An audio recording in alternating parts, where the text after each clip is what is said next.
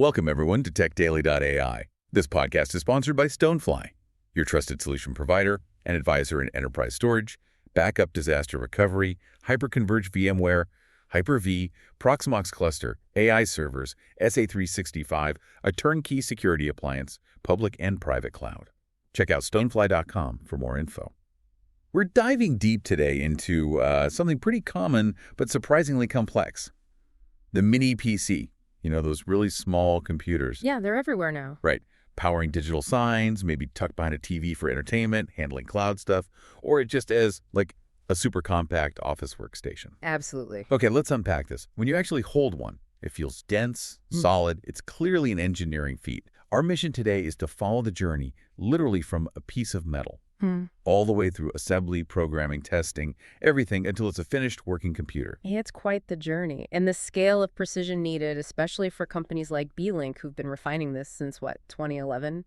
It's intense. So not just snapping parts together. Oh, definitely not. Think dozens of very specific, highly controlled steps. You're fitting serious computing power into a box maybe the size of, I don't know, a sandwich. Huh.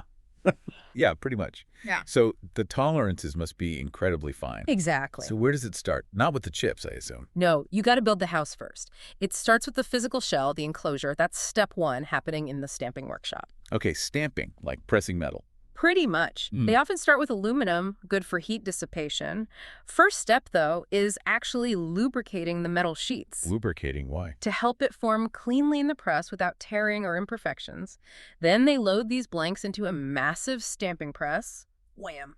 You get the basic shape. Just one hit. Usually an initial one, then often a secondary high-pressure stamp to get the final precise dimensions, really locking in that shape. Okay, so now we have a basic metal box shape, but I imagine it's kind of rough. It is. Rough edges, maybe not a perfect surface finish, and that matters a lot. Which brings us to the milling workshop. Milling, like carving the metal. Sort of. It's about refining. They use milling cutters to trim the edges precisely, get rid of any burrs from the stamping. Right. Then there's surface polishing, sometimes even surface grinding. This isn't just for looks, although that's part of it. Yeah. It's about getting perfectly flat surfaces, especially if parts of the case contact internal components for cooling. That makes sense. A smooth, flat contact transfers heat better. Exactly. But the finishing goes further. There's often sandblasting. Sandblasting, like on buildings. Kind of, yeah, but much finer. It gives the metal a specific, uniform texture, feels good, looks good, hides fingerprints maybe. Yeah. Then a really crucial step, anodizing. I've heard of that. That's for color. Color's part of it, yeah. But the main thing is it creates a hard, protective oxide layer on the aluminum. It uses an electrochemical process, makes it way more resistant to scratches, corrosion. It toughens the shell significantly. So it's structure, cooling, and durability. And Finally, they often use a laser to engrave the logo. Precision work. Got it. So that sturdy, carefully finished shell is the foundation before any electronics go in.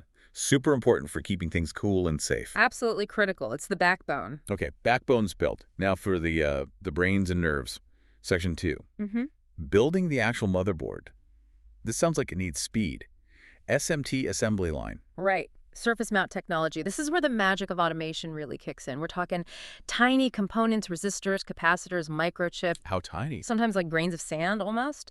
The process starts with the machine precisely printing solder paste onto the empty circuit board, only where components need to connect. Like screen printing, but with solder. Exactly like that.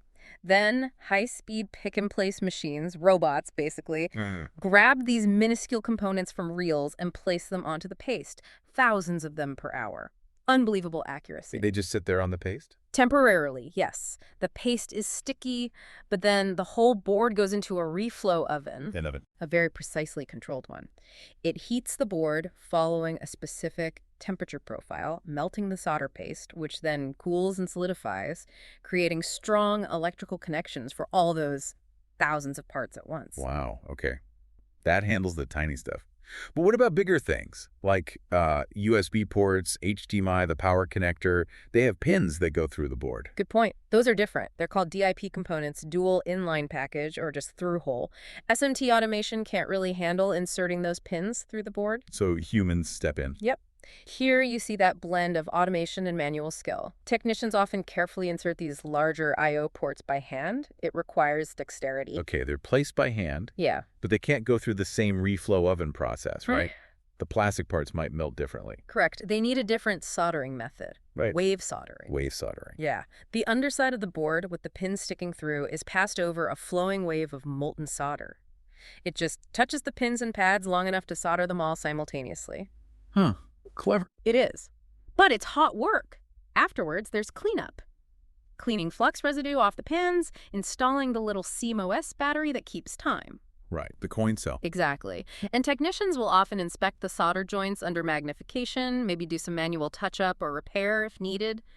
Quality control is constant. Even tiny details matter, it seems. Mm-hmm. I saw notes about removing special high-temperature tape. Yeah, that tape is used to protect sensitive areas or connectors during the high heat of wave soldering. Got to peel that off carefully. And applying labels, like for RAM slots. Yes, applying RAM slot labels, maybe stickers for storage bays, seems minor, but it's part of ensuring everything is clear and correct for later assembly stages or even for the end user if they upgrade. It's all baked into the process. Okay, so the board is built, soldered, cleaned. It's physically complete, but it's still just hardware.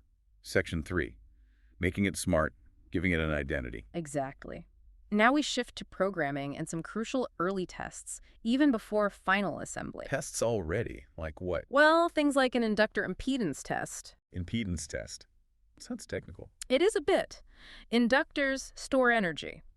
Testing their impedance, their electrical resistance characteristics, this early can catch subtle flaws in components that might cause problems later. Things you wouldn't just see. Finding problems before they get buried in the assembly. Precisely. But maybe the most fundamental step here is programming the MA address. Ah, the network identity. Every device that connects to a network needs a unique media access control address. It's like its digital fingerprint. This gets burned into the hardware right here. So you can talk on the internet later. Basically, yes. Yeah. And they often run a full interface test at this stage, too. Check if all the USB ports, display outputs, network port are electronically functional and mapped correctly before the CPU cooler is even attached. Speaking of the CPU, in such a small space, getting heat away must be priority number 1. How do they prepare the CPU itself? Very carefully. It's all about that thermal interface. They apply a precise amount of CPU thermal compound or thermal paste. Yeah, I've done that building my own PC. It's messy stuff. It can be. But in mass production, they need speed and consistency. So after applying it, they often use a UV curing process. UV light, Yeah. like at the dentist. Huh. Sort of, yeah. Specific UV light frequencies cure the thermal paste quickly and evenly, ensures a perfect, stable bond for heat transfer right away, no waiting for it to air dry or settle. Then they usually clean the CPU surface around the paste. That level of detail for just thermal paste. Yeah. Wow. And with all these steps, components flying around, tests happening, how do they keep track of it all? That's where a crucial piece of software comes in, the MES, or Manufacturing Execution System. MES? Yeah. Every significant step, every major component batch used, every test result like that impedance test or who programmed the MC address, it all gets logged into the MES. So like a digital birth certificate for each unit. That's a great way to put it. It provides complete traceability. If, months later, they find an issue with a specific batch of capacitors, they can use the MES data to instantly identify every single mini PC that has one of those capacitors. It's essential for quality control and managing potential recalls. Makes sense. Total oversight. Okay, so we have a tested, programmed, motherboard, UV-cured CPU ready to go. Now it's time for the big finale. Section 4, final assembly and the quality gauntlet. Right, into the final assembly workshop. And it starts, believe it or not, with another check. Motherboard battery voltage, just a quick sanity check before things get really busy. Okay, then the cooling system. That must be complex in a small space. Very. It's a multi-step process. Installing the main CPU heatsink first, then maybe mounting separate thermal pads on other hot components like voltage regulators or capacitors. Well, thermal gummy pads. Yeah, those. Then assembling the actual CPU cooler, which might include heat pipes or a small fan structure, installing the cooling fan itself, and critically, right after assembly, a cooling system inspection. Checking alignment, contact pressure. All of that. Yeah. Making sure the heatsink is perfectly seated on the CPU, that the pads are making good contact. There's zero room for error in cooling these things. Then it starts looking like a computer we'd recognize. Yes. Now they install the rear I/O panel, that metal shield with cutouts for the ports, and the front panel module with the power button, USB ports, maybe audio jacks. And protection. You mentioned interference earlier. Ah, yes. EMI shielding. Electromagnetic interference. They apply special EMI shielding tape strategically inside the case. Sometimes even add a larger metal EMI reinforcement structure or cage Why is that so important? to protect sensitive components from electrical noise generated by other parts or from external interference. It helps keep your Wi-Fi stable, your Bluetooth connected, prevents weird glitches. It's crucial for reliable operation. Gotcha. Okay. Shielding's in. Now the core stuff. RAM and storage. Yep. Installing the RAM modules into their slots. Installing the SSD could be a little M.2 stick. The dumbstick ones. Right. Or maybe a slightly larger 2.5-inch SATA drive, depending on the model. Once those are in and everything's connected. Another test. You bet. A full system functional test before the case is even fully closed. They boot it up, check if the operating system loads, if all the drivers are working, maybe run some basic performance checks. Makes sense to test before sealing it up. What's left physically? Mounting the heatsink for the SSD if it needs one. Those M.2 drives can get warm. Installing any dust filters, usually near fan intakes. And then finally, putting on the bottom cover. Screwing it shut. Right. But even then, one last quick check, an internal components secure check, just to make sure nothing got bumped or dislodged while putting the cover on. Then it's sealed. Okay. Built, programmed, tested functionally. It works. But is it quality? That final inspection phase sounds intense. It absolutely is. This is where they really ensure reliability and meet customer expectations. The big one is the burn-in and stability tests. Burn-in. Sounds harsh. It is, by design.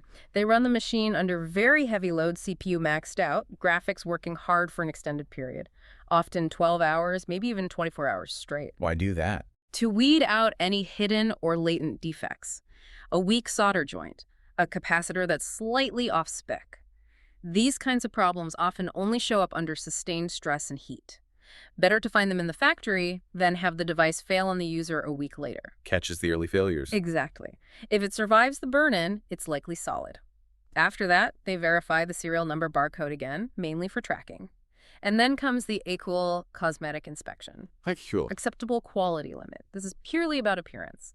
Trained inspectors scrutinize the outside of the PC.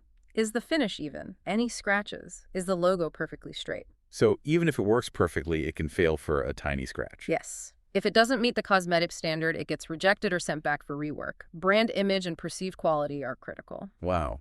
And after AQUAL. Just final exterior cleaning, getting rid of fingerprints, and often one last quick retest before it goes into the box just to be absolutely sure nothing happened during the final handling. That is a lot more steps than I imagined. From lubricating a metal sheet to UV curing thermal paste to a 24-hour stress test and checking for tiny scratches. It's incredible. It really is. Blending that heavy industry stamping with microscale electronics assembly, automated testing, manual checks. It's a complex dance to get reliable performance in such a tiny package. Truly a testament to modern manufacturing. For sure. And, thinking about this whole dense chain, the modularity, the specialized steps, the intense QC, it makes you wonder what other complex gadgets that we just, take for granted every day rely on a similarly intricate hidden journey just to get made and end up in our hands. That's a really interesting thought, something to definitely mull over next time you see one of these little powerhouses. Well, thank you for walking us through that incredibly detailed process. My pleasure. And thanks to all of you for joining us on this deep dive. Before we go, don't forget to check out Stonefly for reliable data solutions. Right now, you can get their powerful 100 TB immutable and air-gapped SSO NAS for just $8,995. Visit stonefly.com to learn more. We'll catch you next time. See you then.